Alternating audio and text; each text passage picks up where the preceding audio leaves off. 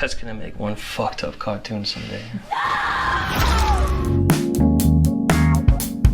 Oi, eu sou o Bruno Carmelo, hoje eu venho falar sobre o filme Screamboat, Terror a Bordo, dirigido pelo Steven LaMorte, e é isso mesmo, o nome dele é Steven LaMorte. Mas antes, segue o canal do Me Amargo aqui em cima, ativa as notificações, vamos fazer esses números crescerem. A trama se passa na balsa de Staten Island, nos Estados Unidos, quando durante uma travessia os passageiros começam a ser atacados por um estranho rato misterioso que lembra um pouquinho o Mickey Mouse. Welcome aboard the Staten Island Ferry. Lembrando que esse vídeo vai ter só um pouquinho de spoiler mais pro final e eu aviso antes de eles aparecerem. Primeiro, a história é inspirada no Steamboat Willie, uma animação do Walt Disney de 1928 e uma das primeiras da história do cinema a ter som sincronizado. Ela envolve trapalhadas do Mickey num barco, com personagens que tropeçam, caem, escorregam, enfim, esse tipo de humor físico muito tradicional nos primórdios da Disney. E segundo, como alguém pode fazer um filme de terror baseado no personagem mais famoso dos estúdios Disney sem levar um processo milionário da empresa? Isso acontece porque em 1º de janeiro de 2024 o personagem entrou em domínio público, porque já se passaram 95 anos do seu primeiro registro original, isso de acordo com a lei norte-americana, e mesmo que os estúdios Disney tenham tentado bastante prolongar essa proteção dos direitos, como eles já conseguiram no passado, dessa vez não deu mais, o personagem caiu em domínio público. I heard stories about a monster that lurked in the underbelly of the ferry. Steamboat Willie.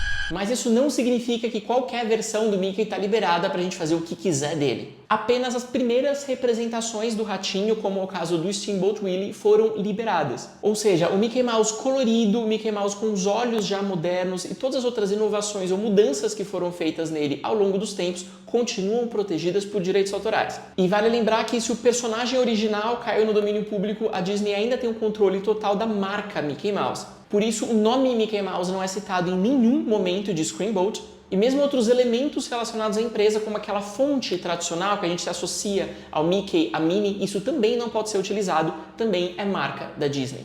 What the fuck are you?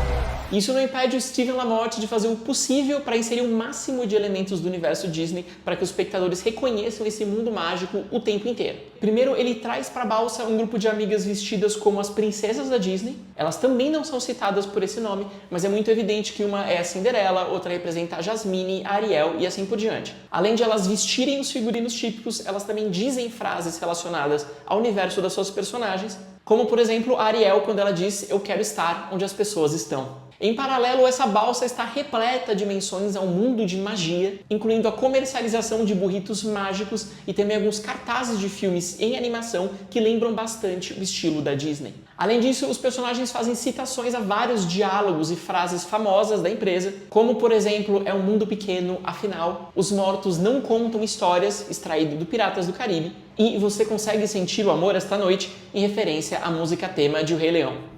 It is a small world after all. Mas e quanto ao próprio Mickey? Obviamente, esse era o personagem mais delicado e mais possível de infringir direitos autorais, então ele é bem diferente do Mickey ao qual a gente está acostumado. O personagem não é feito inteiro de animação, ele é interpretado por um ator humano, o David Howard Thornton, que a gente também conhece como o palhaço Art, de Terrifier. O ator é em seguida reduzido digitalmente para parecer um rato muito grande, digamos que ele fica ali mais ou menos na altura do joelho dos personagens adultos. Esse vilão, que durante a maior parte do Screamboat não tem um nome, ele é muito sacana, muito divertido, então ele mata as pessoas e depois samba em cima do cadáver delas, por exemplo. A ideia é que esse assassino ainda mantém um aspecto um tanto jovial, brincalhão, juvenil e um tanto infantil. It's like a demonic rodent with shorts and a hat. Maybe it wants some cheese. Mas por que esse Mickey malvado sai matando todo mundo do barco? Porque sim, até existe uma história de origem dele inspirada no Steamboat Willie, mas que nunca justifica ele sair assassinando todo mundo a bordo. Afinal, se ele sempre esteve ligado naquela barca, por que ele esperou tanto tempo para matar geral? Por que fazer isso nessa noite em particular e com esse grupo de pessoas? A gente não sabe, ele é apenas cruel e perverso. Além disso, a gente pode falar de um vilão um tanto inconsistente. Ele aparece e some quando dá vontade, ele movimenta objetos de maneira invisível, sem nenhum tipo de esforço, e também segura o peso de humanos muito maiores do que ele. E mesmo o tamanho do rato varia muito de uma cena para outra, deixando claro que a consistência, a coerência desse personagem não era tão importante assim para os criadores. This boat is cursed. We're all going to die. You said that last week and the week before.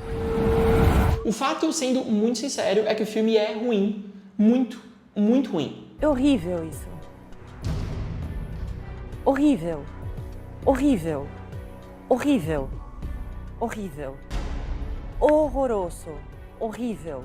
Um espanto. Me faz mal. Ele é mal dirigido, ele é mal fotografado, a montagem é precária, a direção de atores e as atuações são amadoras. E aí começa um discurso que eu acho bem problemático quando ele se dirige ao horror, especialmente o horror de baixo orçamento. Que é essa ideia de que horror é trecheira mesmo, o terror é uma coisa mal feita, é só brincadeira, qualquer coisa tá valendo. Mas com esse raciocínio a gente reforça a ideia de que o terror é um gênero menor dentro do cinema, que ele não deve ser levado a sério e de que o que realmente importa seriam os grandes dramas importantes, dignos de Oscar, dignos de prêmios. Everything is not cool. We have a huge rodent problem.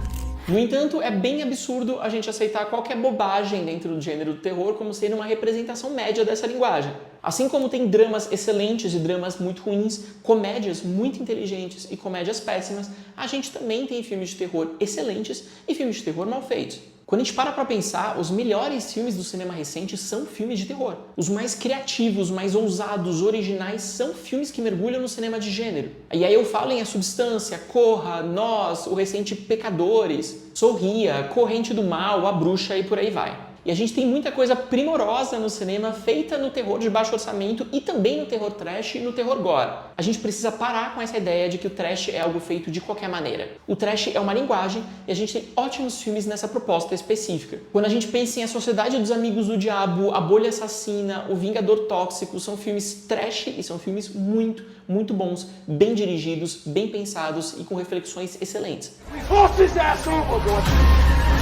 Our world is fucked. Mas o que a gente tem visto no circuito brasileiro recente, e também uma parte disso diretamente para streaming, é essa onda de transformação de personagens infantis em contos de terror. Assim, a gente já teve alguns Mickeys malvados, esse não é o primeiro, já teve mais de um Popeye assassino, além de Peter Pan, Bambi, Pinóquio, Cinderela e muitos outros. E talvez o personagem mais famoso desse grupo todo tenha sido o Ursinho Pooh, que já deu origem a 2 filmes e vai continuar na franquia Sangue e Mel. O problema desses filmes não é pegar um personagem associado ao universo infantil, associado à bondade e à pureza e converter numa fábula de horror. Pelo contrário, isso até é um ponto de partida bem interessante. O problema também não é estragar a nossa infância, como costumam dizer os nostálgicos. Até porque a nossa infância já passou, a gente não pode mudar o passado. E se uma pessoa se sente muito incomodada porque o personagem não corresponde à lembrança dela, quem tem que lidar com essa frustração é o espectador e não os filmes se adequarem a ele. Willie's World?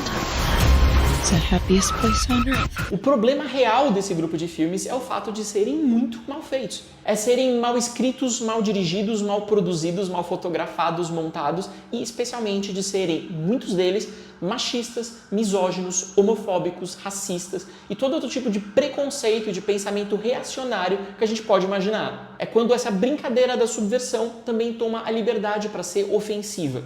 Atenção, a partir daqui, alguns spoilers.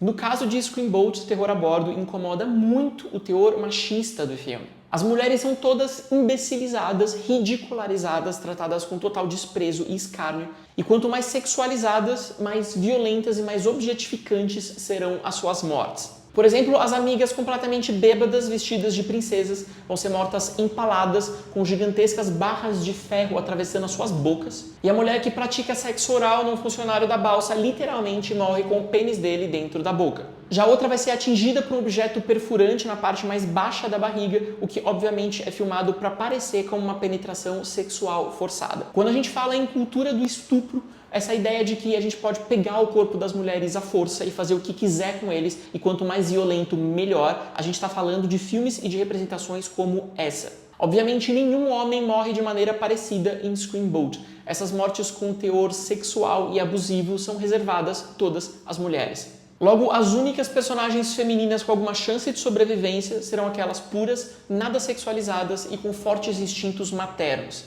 E enxergar as mulheres por essa dicotomia santa ou prostituta, mãe, esposa ou mulher para fazer sexo é uma das bases do pensamento machista.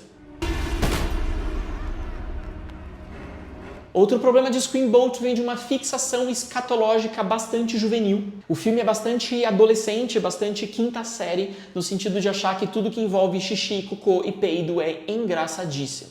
Então dá-lhe piadas com o cocô do capitão, com o personagem peidando fedido, com a outra personagem que pisa no xixi, sem falar em frases inspiradoras como as pessoas cagam naquilo que amam. O roteiro é bem inconsistente. No final, por exemplo, aparece um policial que a gente não tinha visto até então, o que ele estava fazendo esse tempo todo. Uma outra personagem já esquecida retorna com uma subjetividade, uma psicologia completamente diferente, reforçando essa ideia de mulheres loucas, histéricas, incontroláveis e influenciáveis em mais uma demonstração de gaslighting e de machismo.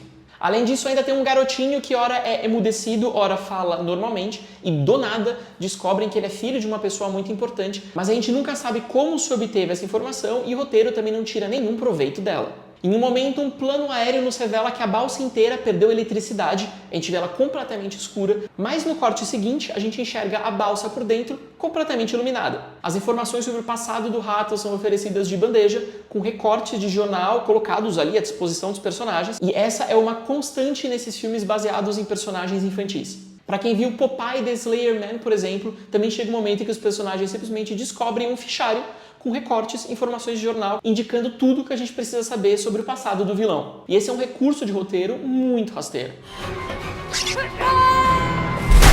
Mesmo no que diz respeito às ferramentas do terror, o Steven LaMorte apela para os clichês mais básicos, como por exemplo esse pretenso Mickey passando rapidamente no fundo do corredor, e no momento que ele surge muito veloz, a gente tem aquele jumpscare, aquele susto seguido de uma música de terror muito alto, pam! Enfim, a gente pode dizer que tudo é muito mal feito aqui, e não, isso não é pelo fato de ser terror, não é pelo fato de ser de baixo orçamento, e não é pelo fato de ser uma paródia. Nada disso justifica uma má realização. Isso apenas indica que os criadores não dedicaram o mínimo de atenção, de esforço no desenvolvimento desse projeto e só apostaram nesse valor muito retórico de ter um personagem infantil numa história de terror. Como se a ideia fosse tão boa que a gente não precisasse realmente pensar muito na concretização. O valor estaria na ideia, não no filme.